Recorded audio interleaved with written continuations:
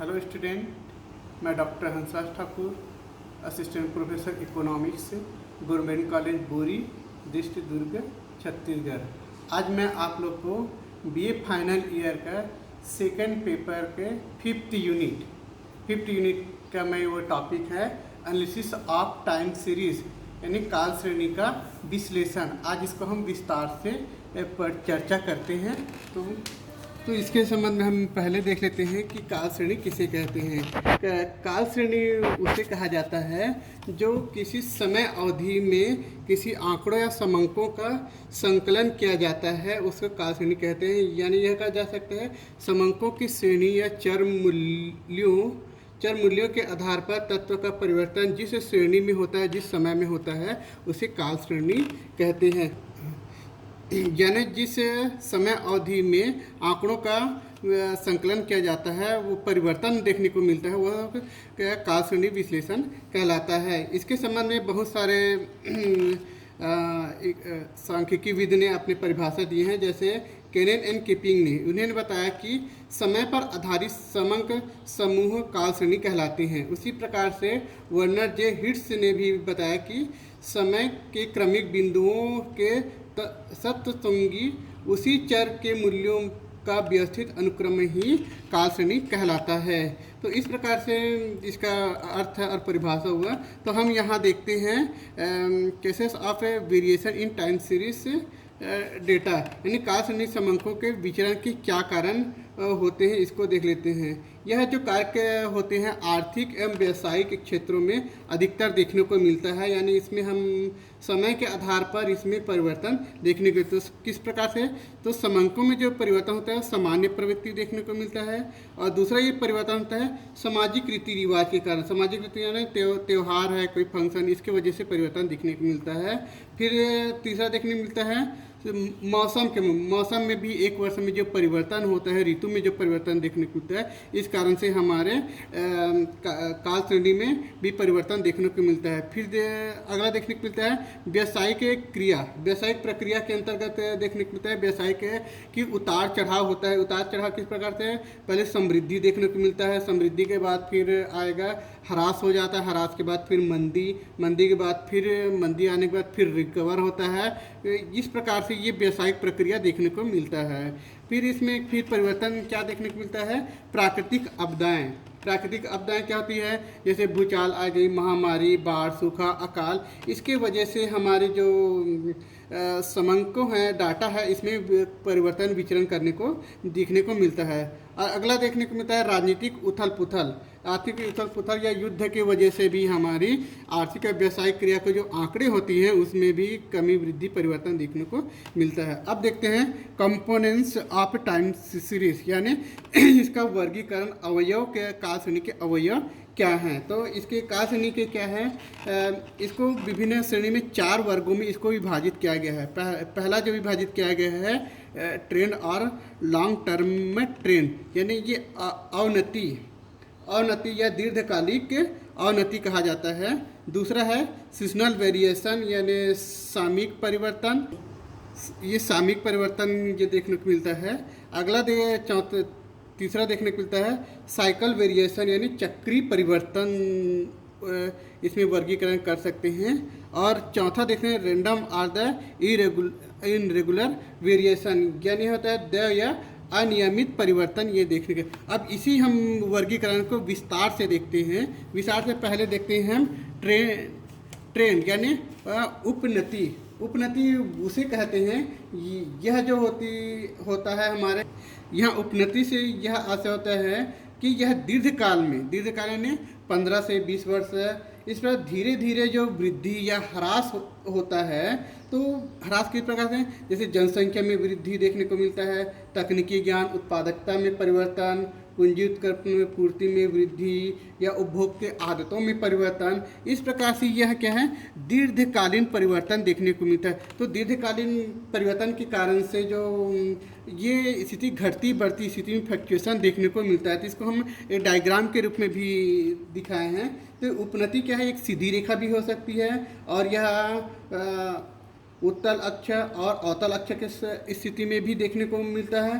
तो यह काल श्रेणी क्या है, अपवर्ड यानी ऊपर बढ़ती हुई स्थिति देखने को मिलता है। डाउनवर्ड ट्रेंड यानी नीचे गिरती हुई ट्रेंड भी मिल सकते हैं। और ये सीधी जाते हैं, ये उपनति रहित होते हैं, उपनति इसमें देखने को नहीं मिलता। तो इस प्रकार से ये ट्रेंड दिखते हैं। अब इसके बाद देखते हैं पर्पस ऑफ मेजरिंग ट्रेंड। इसके मापने के क्या उद्देश्य है। मापने के इसके उद्देश्य हैं क्या है, यह अतीत के श्रेणी का विकास का अध्ययन करने के उद्देश्य से इसका उपयोग किया जाता है उपनति का। दूसरे यह उद्देश्य है कि दीर्घकाल में पूर्ण अनुमान करने के लिए भविष्य में जो चक्र बढ़ने की स्थिति होती है उसके आधार पर हम विकास का निर्धारण कर सकते हैं, और भविष्य में जो होती है उसके आधार पर हम भविष्य के आधार पर लाभ लेने के लिए हम अपनी वस्तुस्थिति के निर्धारण करते हैं। ये उस उद्देश्य के लिए उपनति का माप किया जाता है। तीसरा यह उद्देश्य होती है कि यह चक्रीय परिवर्तन, अल्पकालीन जो परिवर्तन हुए, अल्पकालीन जो उच्च वचन देखने को मिला है उसके छोटे छोटे हम चक्र को विभाजित करके उसके मूल्यों के आधार पर हम यह देख सकते हैं कि उपनति में कितना परिवर्तन होते हैं। इस प्रकार से इसका उद्देश्य निर्धारित होता है। अब देखते हैं दूसरा देते हैं सीजनल वेरिएशन, सामयिक परिवर्तन। सामयिक परिवर्तन जो होता है अधिकांश देखने को होता है व्यावसायिक आर्थिक क्रियाओं में। ये मौसम या वर्ष के आधार पर ये परिवर्तन भी देखने को मिलता है। तो ये दो कारण से परिवर्तन होता है, प्राकृतिक कारण और दूसरा मनुष्य निर्मित परंपराओं के। प्राकृतिक कारण में क्या देखने को मिलता है, प्राकृतिक कारण मौसम में परिवर्तन जिस प्रकार से होता है उसके वजह से हमारा काल श्रेणी में परिवर्तन देखने को मिलता है। मनुष्य निर्मित यानी क्या होते हैं, त्यौहार है, परंपरा है, विवाह है, बहुत सारे फंक्शन रीति रिवाज, इसके वजह से परिवर्तन देखने को मिलता है। तो ये चीज़ है। तो चक्रीय परिवर्तन में फिर यह होता है कि सर यहाँ पर हम सामयिक परिवर्तन करें तो सामयिक परिवर्तन main characteristics of the seasonal variation. तो इसके मुख्य विशेषताएं क्या है इसको भी देख लेते हैं। तो मुख्य विशेषताएं क्या है, ये एक निश्चित समय अवधि में प्रति वर्ष देखने को मिलता है, प्रति वर्ष ये परिवर्तन होते हैं। दूसरा यह होती है प्रति वर्ष में वृद्धि होती है, कमी होती है, यह लगभग उसी अनुपात में देखने को मिलता है। यानी मौसम परिवर्तन की वजह से ये स्थिर अनुपात में भी नियमित ढंग के यह माप में परिवर्तन देखने को मिलता है। इसके बाद देखते हैं purpose of measuring seasonal variation, सामयिक परिवर्तन में मापने के उद्देश्य। इसके मापने के कुछ उद्देश्य हैं, जैसे भूतकाल में जो सामयिक व्यवहार का जो विश्लेषण करते हैं उसके लिए यह बहुत महत्वपूर्ण होते हैं। दूसरा होते हैं अल्पकालीन नियोजन के लिए सामाजिक परिवर्तनों का पूर्वानुमान लगाने के लिए यह बहुत महत्वपूर्ण उद्देश्य साबित होता है। तीसरा यह देखने को मिलता है चक्रीय उच्चवचन से क्या है, यह सामयिकता को अलग अलग पृथक करने के भी काम करता है। तो इस प्रकार से यह मौसम परिवर्तन के कारण से हमारी काल श्रेणी विश्लेषण में भी सहायक होते हैं। तीसरा हम यहाँ देखते हैं साइकिल फ्लक्चुएशन, चक्रीय उच्चवचन।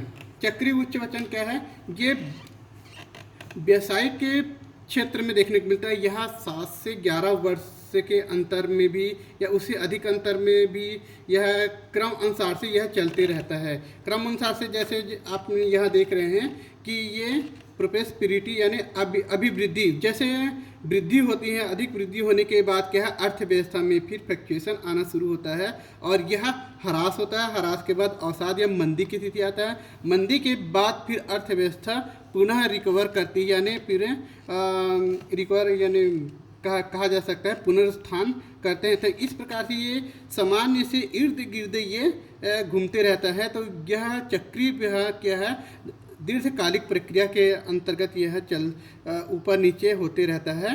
तो ये देखने को मिलता है। तो ये किस कारण से आता है इसको भी देख लेते हैं। तो ये जो होती है कि तो ये देखने को मिलता है कि काल श्रेणी में जो चक्रीय या चक्रीय अनियमितता जो संगठक होते हैं उसमें जो मूल्यों में उतार चढ़ाव होते हैं, उत्पादन में उतार चढ़ाव होते हैं और श्रमिकों संगठन के निर्णय या सरकार के निर्णय के आधार पर हमारे ये रेखा चित्र में जो परिवर्तन है उसके आधार पर ये परिवर्तन देखने को मिलता है। तो हम इसके क्या उद्देश्य में होते हैं इसको भी देख लेते हैं कि किसी व्यावसायिक क्रिया में जो है भूतकालीन व्यवहार होती है जो वो अत्यंत उपयोगी होते हैं। इसके वजह से क्या होता है फर्म के उत्पादन, बिक्री, स्टॉक, कच्चे पदार्थ की कीमतें, इसकी वजह से भी उतार चढ़ाव देखने में मिलता है। तीसरा होता है यदि जो व्यापारी वर्ग हैं वो भविष्य के नियोजन के लिए क्या है, इसके जो चक्रीय परिवर्तन होते हैं उसका पूर्व अनुमान लगाते हैं, पूर्व अनुमान के आधार पर ही अपने आर्थिक नियोजन तैयार करते हैं। तीसरा यह उद्देश्य होता है कि व्यावसायिक स्तर पर यह देखते हैं कि इसी आधार पर वो नीति निर्धारण करते हैं। इसके बाद देखते हैं इरेगुलर वेरिएशन या अनियमित परिवर्तन। अनियमित परिवर्तन जो है समय समय पर काल श्रेणी में होने वाले अनियमित परिवर्तन जो है काल श्रेणी के मूल्य जैसे असामान्य वृद्धि या ह्रास, इसे हम देय परिवर्तन भी कहते हैं। इसका मापन पूर्वानुमान करना सरल नहीं हो पाता है। क्यों सरल नहीं हो पाता? क्योंकि यह निश्चित समय में नहीं होता, और निश्चित समय में किस कारण से नहीं होता है? यह जो है आकस्मिक कारण होते हैं, जैसे आकस्मिक कारण तकनीकी विकास हो गया, युद्ध हो गया, बाढ़, भूख, सूखा, भूस्खलन, औद्योगिक अशांति कुछ हो, जैसे महामारी, इसकी वजह से भी जो अनियमित परिवर्तन देखने को मिलता है। अब देखते हैं काल श्रेणी के विश्लेषण या घटक। काल श्रेणी के विश्लेषण हमेशा देखने का वाणिज्य और अर्थशास्त्र के क्षेत्र में जो आर्थिक परिवर्तन होते हैं उसके जो कमी या वृद्धि, इसी से काल श्रेणी संबंध के अंतर्गत किया जाता है। इसका अध्ययन क्या है, दीर्घकालिक अधिक देखने को मिलता है। अल्पकालिक किस कारण से होता है कि समय में जो विभिन्न प्रभाव पड़े हैं उसका अलग अलग विश्लेषण किया जाता है। अलग अलग विश्लेषण के आधार पर जो प्रमुख संगठक होते हैं उसे पृथक करके अलग से समूह बनाकर उसका अध्ययन किया जाता है। तो इस प्रकार से यह काल श्रेणी में विघटन होते रहता है। तीसरा हम फिर देखते हैं mathematical model of A time series data. तो गणितिक निदर्शन के आधार पर भी हम काल श्रेणी का विश्लेषण करते हैं। काल श्रेणी के इसके 4 अवयवों को संयुक्त प्रभाव से इसको 2 भागों में गणितीय निदर्शक के रूप में मापा जाता है। गणितीय निदर्शक रूप में जैसे में रहते हैं एडिटिव मॉडल्स है, और दूसरा है मल्टीप्लिकेशन मॉडल, यानी योगात्मक निदर्श और गुणात्मक निदर्श है। यहाँ पर हम उसको लिए हैं योगात्मक, यानी योग कर देते हैं। जो y होती हैं वो काल श्रेणी का वास्तविक समांक होते हैं, और t यानी उपनति ट्रेंड, s यानी सीजनल वेरिएशन, c यानी चक्रीय परिवर्तन, i यानी इरेगुलर वेरिएशन। इस प्रकार से इसको योग कर देते हैं। इस सभी परिवर्तन जो होते हैं आंकड़ों को तो योगात्मक कहलाती हैं, और उसी को हम मल्टीप्लाई में इसको गुना कर देते हैं तो यह जो होता है गुणात्मक निदर्श कहलाता है इसी स्थिति को। अब देखते हैं importance of time series analysis, यानी काल श्रेणी का महत्व।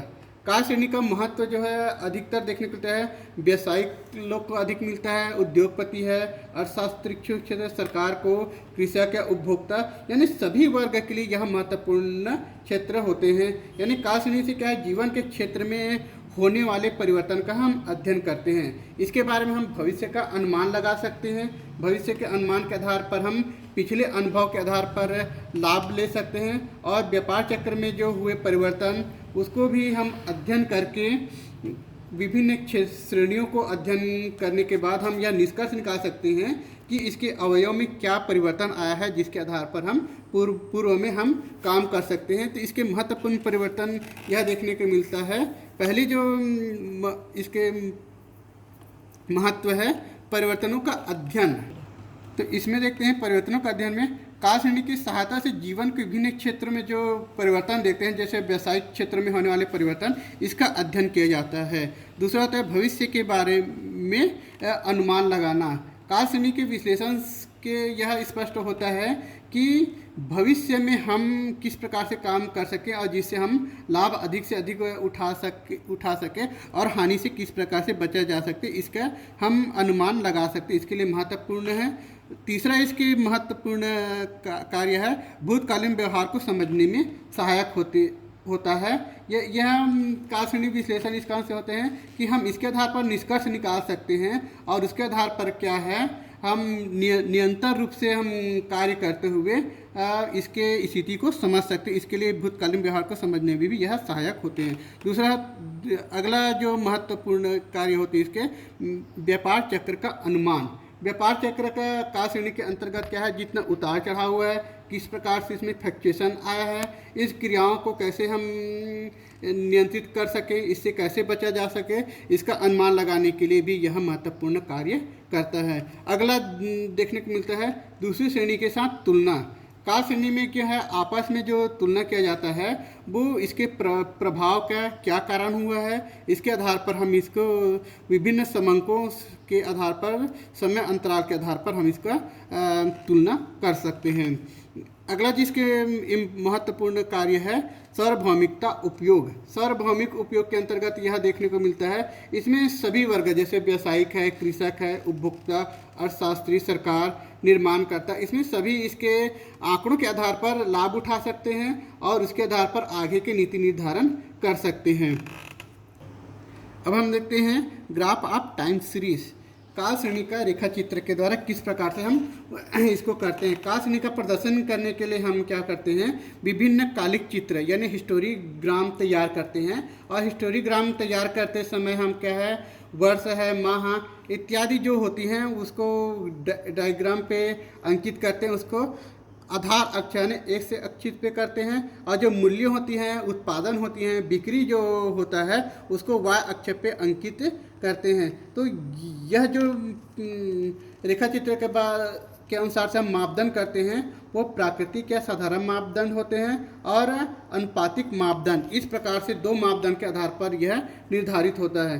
तो प्राकृतिक मापदंड के आधार पर हम देखते हैं कि किस प्रकार से हम उसको माप कर सकते हैं। तो ये सेंटीमीटर पे हम इकाइयों के आधार पर माप कर सकते हैं और वर्ष को भी हम सेंटीमीटर के आधार पर माप कर सकते हैं। तो इसको माप करने के लिए हम दो प्रकार से चित्र बनाते हैं, दो प्रकार से एब्सोल्यूट हिस्टोरीग्राम यानी निरपेक्ष कालिक चित्र। निरपेक्ष कालिक चित्र क्या है, मौलिक समंकों को प्रांकलित करने के लिए इसका उपयोग किया जाता है।